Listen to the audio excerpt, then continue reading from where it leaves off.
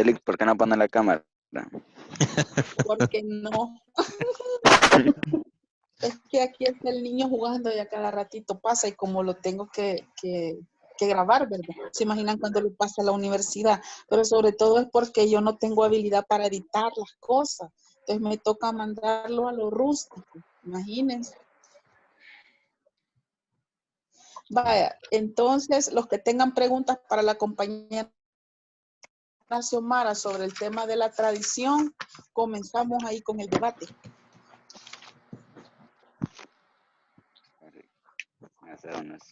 Asumiendo que ya leyeron el material, vieron el video, también ahí el trabajo lleva un cuestionario que, como les repito, lo voy a ocupar íntegro, tal cual ustedes me lo envían para hacer mi examen de 60 preguntas que exige la universidad, así como el que les hice, ¿verdad? Ahí está el cuestionario, ustedes pueden tomar ahí las preguntas o las dudas que ustedes quieran evacuar.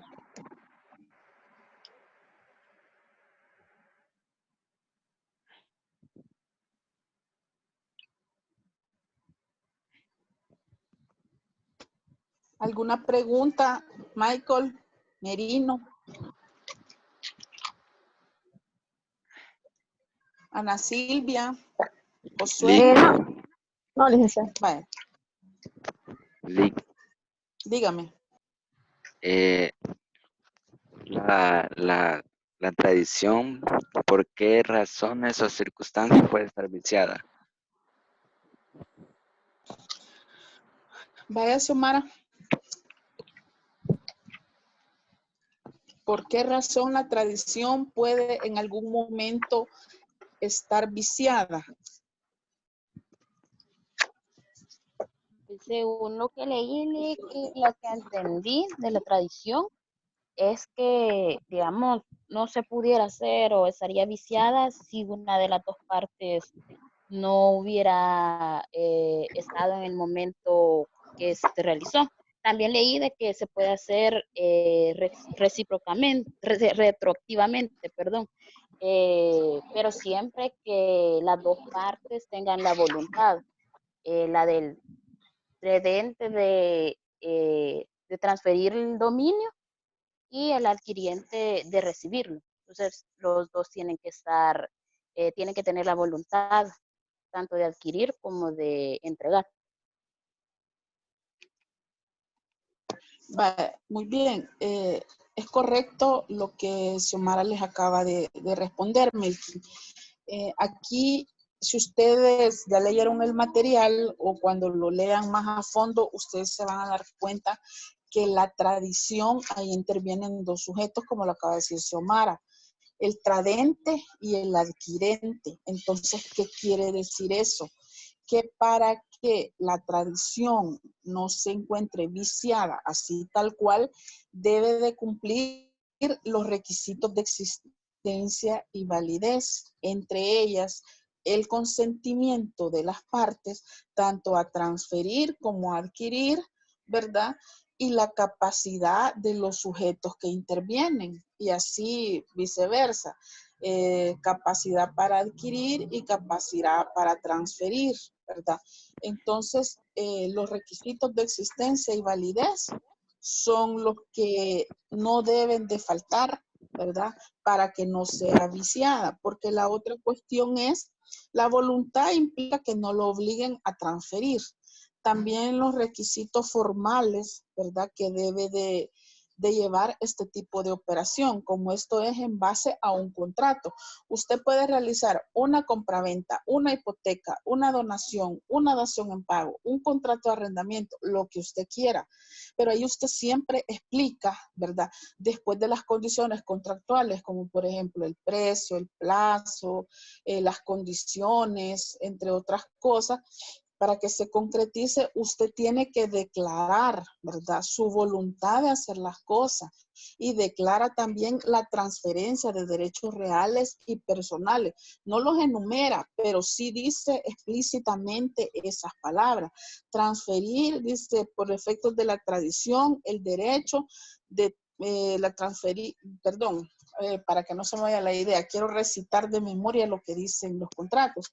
Dice ahí que el vendedor está transfiriendo sus derechos reales y personales y establece como el dominio, que es el principal, la posesión y específicamente la tradición, ¿verdad? De ahí, si usted quiere, los enumera, pero basta con que diga y demás derechos reales y personales. Pero los principales sí los tiene que enumerar: el dominio, posesión y la tradición.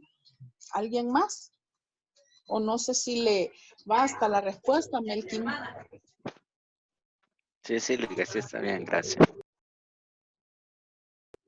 Lick, yo lo que había entendido también, no sé si me equivoco, que la tradición es aquella acción bilateral que se va a realizar por medio de esas dos personas, el cual tiene que estar un mutuo consentimiento de las personas, ya que se va a entregar una cosa.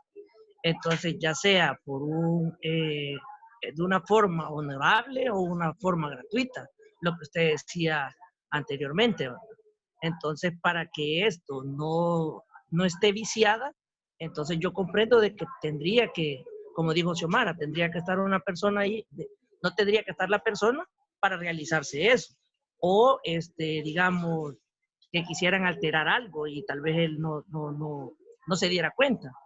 Pero, porque ya que esto es, la tradición es bilateral, digo yo que tiene que tener esos fundamentos para que a la hora de realizar la tradición, que por medio del cual se va a adquirir el dominio y la posesión de algo, o de una cosa, entonces ahí es donde no nos damos cuenta de que no está viciada o sí está viciada. Entonces, creería yo, no sé si me equivoco. Sí, es correcto. Y ahí nace otro ejemplo bien interesante en lo que usted acaba de mencionar en cuanto al vicio y la voluntad de las partes. Y les voy a poner un ejemplo. Bueno, ya les he comentado que antes le ayudaba a mi papá en ir él escrituraba como notario en el Fondo Social para la Vivienda. Entonces ahí se hace un ritual cada vez que uno va a leer las escrituras. Pues en un cubículo se sienta uno y ahí está llamando al usuario y le lee el documento. El documento es una mezcla de compra-venta y de mutuo hipotecario. Usted no lee las condiciones de la compra-venta como el precio, la dirección del inmueble, la matrícula registral, ¿verdad? Tal y como nos explicaba Soraya en el tema del registro de la propiedad raíz, y ahí establecer las condiciones y entonces de ahí viene el mutuo hipotecario, las condiciones del crédito, el plazo, los intereses y todos los requisitos que establece cada uno de los contratos, ¿verdad? Que intervienen. Y una forma de viciar, ¿verdad? La tradición, como mencionaba usted, Darwin, es el hecho en el que los sujetos estén presentes, porque puede que los sujetos no estén presentes, pero para configurar la legalidad del acto, ¿verdad? Aunque esté ausente, debe de haber un requisito de formalidad o formalismo o parte de los requisitos de existencia y validez, y es que esté compareciendo un tercero en nombre de representación del adquirente o del tradente a través de un poder especial para realizar ese acto. Pero muchas veces el vicio se puede dar porque no están presentes. Por ejemplo, ahí en el Fondo Social, si no está el comprador y no está el vendedor, porque puede decir, mire, fíjese que solo me han dado permiso media hora y ya se tardaron, me tengo que ir, voy a venir a firmar otro rato. Eso no es imposible de que usted lo acepte, ¿verdad? Pero tampoco lo aceptan. ¿Por qué? Porque esa es una forma de viciar la tradición, porque no está cumpliendo con los requisitos, no está uno de los interesados, porque puede ser que el que no esté es el vendedor, pero ¿y ahí cómo queda? Transferir los derechos desde el momento que usted firma, porque cuando usted firma y usted adquiere, también usted está, ahí hay una parte en la que dice, y el comprador se da por recibido y recita toda la demás letanía de los derechos reales y personales y los detalla, ¿verdad? De la tradición, dominio, posesión y demás derechos reales y personales. Entonces, no es cierto que lo está haciendo si falta uno, igual que el que está vendiendo. No va a firmar porque no está el que está comprando, pero ahora viene otro detalle también, que usted me puede decir, pero eso no tiene nada que ver porque no es ninguno de los que ostentan los derechos, es en ausencia del notario. Muchas veces solo yo iba y hacía todo el ritual, pero no era yo la notario, sino que era mi padre y hasta que él podía o hasta que lo veía, me firmaba las cosas y de ahí las íbamos a dejar. Pero ahí estamos viciando, ¿verdad? Los requisitos de existencia y validez o el consentimiento de las partes, porque ellos son de la idea o no comprenden cómo es la figura, pero en realidad se pueden oponer porque no está el funcionario autorizado y es parte de los requisitos de existencia y validez que sea ante los oficios de un funcionario. Y yo estaba cayendo ahí en un problema, como en el ejercicio ilegal de la profesión, porque allí, aunque yo no lo dijera, que yo no era el notario, pero las personas que comparecían asumían que yo era la notario y no deberían de ser las cosas. Entonces, esos también son detalles que invalidan las operaciones y son catalogados como vicios del consentimiento. Así se llaman, ustedes así lo van a encontrar. ¿Alguien más? O sea que si una de las partes no está consciente del, por así decirlo, el contrato, está cayendo en un vicio y esa puede afectar penalmente. Sí, porque perfectamente se pueden quejar y alegar que no reunía los requisitos, aunque independientemente esté el tradente y el adquirente, pero no solamente son ellos, sino que también hay un tercero que es el funcionario autorizado. Entonces, si faltan algunos de esos requisitos, ahí se puede alegar el vicio y con toda seguridad lo declaran nulo, porque es parte de los requisitos de existencia y validez. Otro punto que puede ser para hacerlo viciada es que como en la tradición hay un elemento bien principal que es la capacidad, ¿verdad? Entonces, un ejemplo fuera de que, por ejemplo, una persona que no esté en sus cabales, que tenga problemas, tal vez que se le olvidan las cosas, y la obligan a hacer un traspaso o algo, el trámite de la tradición para pasarle, ya sea honorable o ya sea gratuitamente a otra persona, esa sería una forma también de ¿cómo se llama?, de viciar una tradición, ¿verdad? Sí, esta es una forma de vicio, pero fíjese que esa es como un poco difícil en el sentido de que, por ejemplo, usted y yo no podemos alegar vicios en el consentimiento porque somos personas que no somos declaradas incapaces. Y si fuéramos declaradas incapaces, no podemos nosotros, por muchas cosquillas que nos hagan, comparecer en el acto, porque somos incapaces.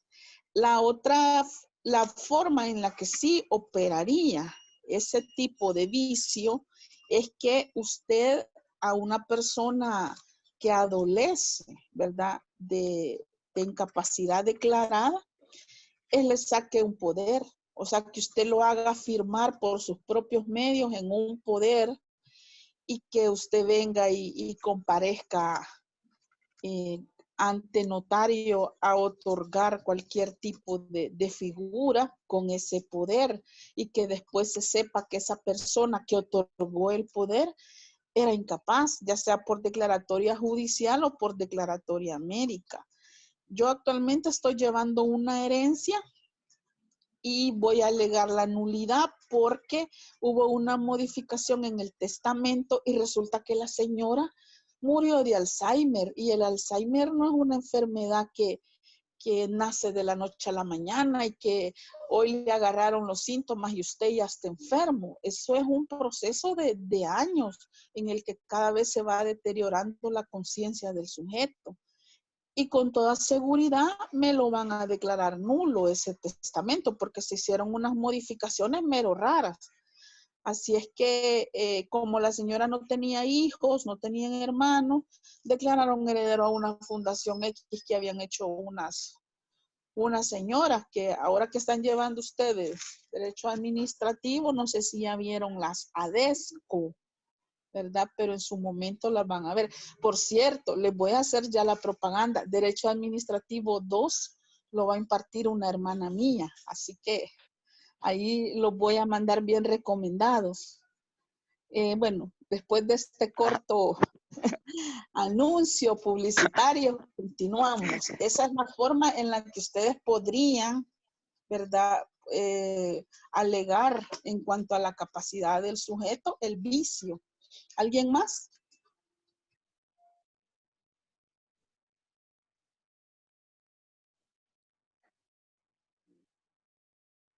Vladimir, ¿por qué tan callado? Ahorita Javier, mismo le iba a hacer una pregunta, Lick. diga. Bueno, tengo entendido que la tradición se hace, bueno, tiene que existir dos personas, el tradente y el adquirente. Y tiene que ser de manera personal, de forma personal, como he estado explicando.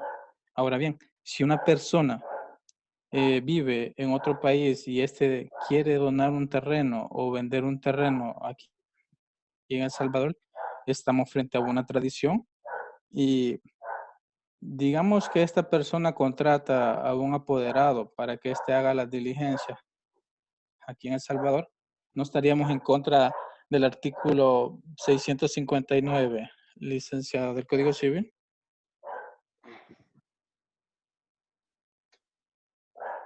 No sé si me entendió, Lee. Sí, pero el 659 dice, si la tradición se hace por medio de mandatarios o representantes legales, el error de estos invalida la tradición.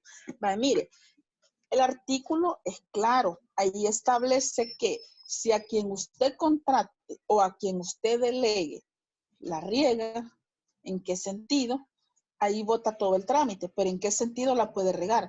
Que no cumpla los requisitos de existencia y validez, como por ejemplo, vaya, hablábamos que la capacidad, ¿verdad? Del sujeto, si es legalmente capaz, usted puede ceder o transferir ese derecho o delegar a alguien para que en su nombre de representación la supla. En resumidas cuentas, estamos hablando de un poder. El poder tiene ciertos requisitos para diferentes ocasiones. En el caso de transferir el dominio, posesión y demás derechos reales y personales, ahí lleva ciertos requisitos. Por ejemplo, si es de un inmueble, no solo debe de llevar el mandato, porque básicamente el poder establece, confiere poder especial, amplio y suficiente en cuanto a derechos fuera necesario a favor de Vladimir Vázquez, ¿verdad? Usted como apoderado, para que en su nombre y representación pueda, y ahí viene lo importante, en el caso de los inmuebles, obligatoriamente tiene que ser un poder específico. ¿Por qué? O especial. ¿Por qué? Porque solamente lo está autorizando para ese acto. No puede ser un poder general judicial porque para empezar solo se les otorga a los abogados los poderes generales judiciales. Entonces, si yo llego con un poder general judicial a querer vender un inmueble o a comprar un inmueble de un tercero, ese acto es nulo, porque si bien es cierto, es un poder general, porque los poderes generales, híjole, ¿verdad? Y les voy a compartir un modelo para que ustedes vean, abarca todas las cosas administrativas, judiciales, civiles, penales, de tránsito, inquilinato, administrativos, de familia, híjole, ahí dice de todo.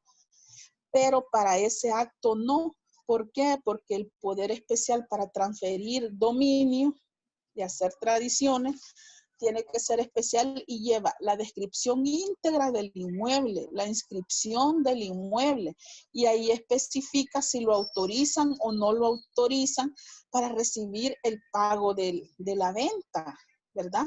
o para hacer la venta. Entonces, si ahí no tiene esas facultades, el acto es nulo. Y eso es a lo que se refiere.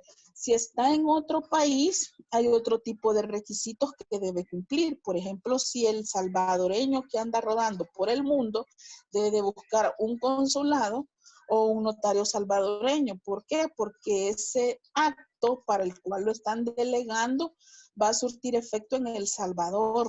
Entonces tiene que ser un consulado o tiene que ser un notario salvadoreño, porque de lo contrario, si es a través de un notario de X país, tiene que hacer otro trámite como la apostilla, porque si no viene apostillado, aquí no va a surtir efecto, pero siempre tiene que llevar el formalismo que establece las leyes de acuerdo a la operación que van a realizar. Y en ese punto, la tradición sería nula porque no cumple los requisitos. Aparte que esos poderes, cuando usted realiza el acto, ¿verdad?, de transferencia de dominio, ese poder usted lo tiene que entregar y el notario lo tiene que agregar como anexo en el protocolo, como anexo de ese instrumento, porque tiene que probar la legalidad del que compareció en representación, ya sea del tradente o del adquirente, a menos que tenga otra facultad.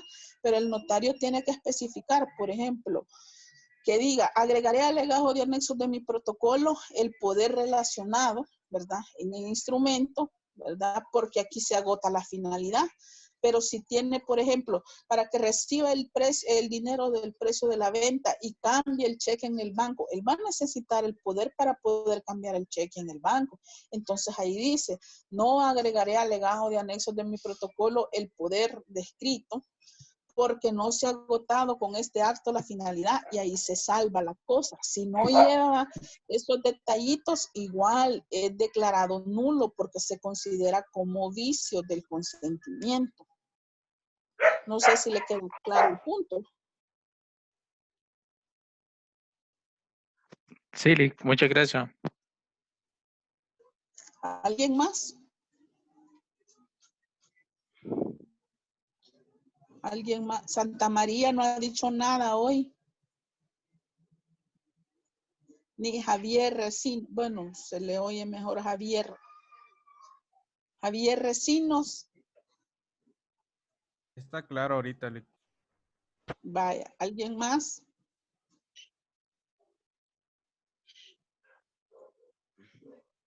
¿Tiene algo más que aportar, Xiomara?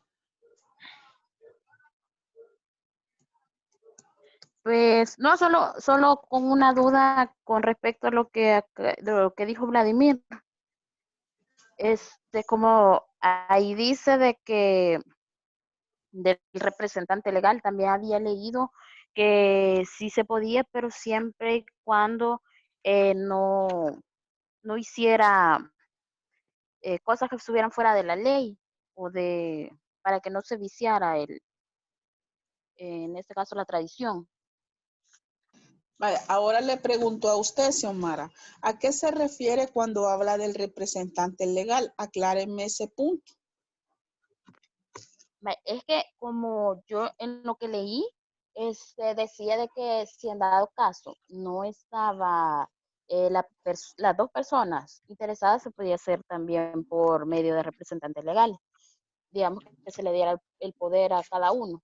Pero en el artículo 655 del Código Civil está leyendo de que para que sea válida la tradición, en que intervienen mandatarios o representantes legales, se requiere además que estos sobren dentro de los límites del mandato o de su representación legal.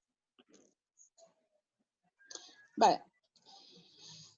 Sí y no. Y les voy a aclarar algo. El 655 dice, para que sea válida la tradición en que intervienen mandatarios o representantes legales, ¿verdad? Se requiere además de estos obren dentro de los límites de su mandato o de su representación legal. Aquí hay dos cosas a considerar. Hablábamos del poder. Nosotros a veces mal utilizamos los términos, y si yo tengo un poder, Xiomara me ha dado un poder a mí para que haga una operación de este tipo, sí, en teoría o de costumbre, yo soy la representante legal de ella por ese poder que me ha transferido. Pero el artículo no necesariamente se refiere a ese tipo de representación legal y hace la separación, porque aquí habla de mandatarios. Entonces, en el caso de que Xiomara me otorga poder a mí, yo tengo la calidad de mandataria de ella, ¿verdad? Sí, soy la representante legal de ella, pero aquí el calificativo que tenemos, y hay que aprender a hacer la diferenciación, es de mandatario, porque es a través de un mandato, a través de un poder. Y aquí habla dentro de los límites, y es lo que les explicaba del poder especial, ¿ya? Ahora bien, cuando habla de representantes legales, si ustedes se recuerdan, cuando veíamos los sujetos de derecho, veíamos las personas jurídicas. Entonces habla de la representación legal que tienen el sujeto de la persona jurídica. Entonces, de esa calidad está hablando este artículo y hay que aprender a hacer la diferenciación. O sea, mandatario se refiere a que Xiomara como sujeto o persona natural me dio el poder para que la represente. Yo soy su mandataria. En teoría y en costumbre, repito, representante legal. Pero aquí está refiriéndose al mandatario común y al representante legal. O sea, allí mi representación legal es a través de la persona jurídica y el otorgamiento de poderes para transferir derechos reales, dominio, posesión y hacer tradición. Yo les explicaba a ustedes que tiene que tener ciertos requisitos. Entonces, yo tengo una sociedad, yo soy la representante legal y si voy a comparecer a vender un inmueble que es propiedad de la persona jurídica, tiene que tener requisitos. ¿Y cuál es el requisito? Que no vicia los requisitos de existencia y validez. Es la personería jurídica con la que actúo. Entonces, ¿qué pasa? Que en ese poder yo debo de relacionar para que no sea declarado nulo el acto, la personería con la que actúo. ¿Cómo? Pues mire, relacionando que yo estoy compareciendo no a título personal, sino en representación de la persona jurídica. Uno. Segundo, tengo que relacionar explícitamente el pacto social y las condiciones, o la escritura de constitución, como usted le quiera llamar, y las condiciones por las cuales se otorgó. También relacionar el mandato, ¿verdad? Que tengo yo o el poder que tengo en el caso de la representación legal, relacionarlo. Y como último punto, el acuerdo o la certificación del punto de acta donde me autorizan a mí para comparecer ante notario a otorgar ese instrumento. Entonces, si mi calidad de representante legal de una persona jurídica, ¿verdad?, es viciada con estos requisitos, ¿verdad?, ahí el acto es nulo, ¿verdad? Así que hay que aprender a hacer la diferenciación en algunos casos. Cuando habla de representante legal y mandatario, para quedar claro, se refiere a el que está representando a una persona jurídica dentro de sus facultades como tal y el mandatario que está comisionado por una persona natural. ¿Alguien más?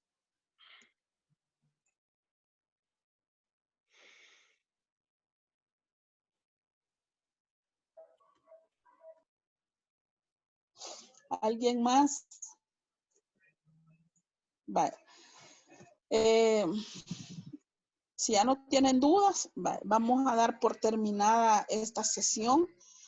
Yo más tarde les voy a compartir la parte relativa a los modos de transferir el dominio, pero ya propiamente dicho, con las figuras que de aquí en adelante vamos a ir desarrollando. Bueno, mañana les voy a compartir el material del tema que estaría cubriendo yo de Elizabeth Rueda, que ya no nos va a acompañar en esta aventura, ¿verdad? Que es el tema de la ocupación. Y pues el de, ¿a quién más le toca exponer el jueves? A usted, Crecia. ¿A quién me toca? No me acuerdo ahorita quién. Bueno, pero... No, Lick, a mí no me toca todavía. Bueno, quiero ver quién le toca, quién me va a acompañar mañana. ¿A quién le toca de los que están presentes?